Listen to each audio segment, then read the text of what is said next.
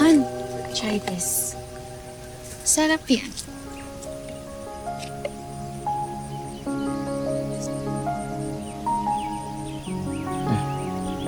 It's okay, Nat. Ako na bahala. Kaya ko naman kumain mag-isa. Hoy, siselos ka, no? Huh? Di, no? Naman ako magsiselos, ang dami-dami kong iniisip. At saka, dapat focus ako sa goals ko. Sabi sa manifestation, bawal ang mga distractions. Bakit? Hindi mo pwedeng ma-inspire? Ikaw na rin naman nagsabi, di ba? Deserve ni Joaquin ng second chance. Baka naman pwede rin sa puso mo. May chance din siya.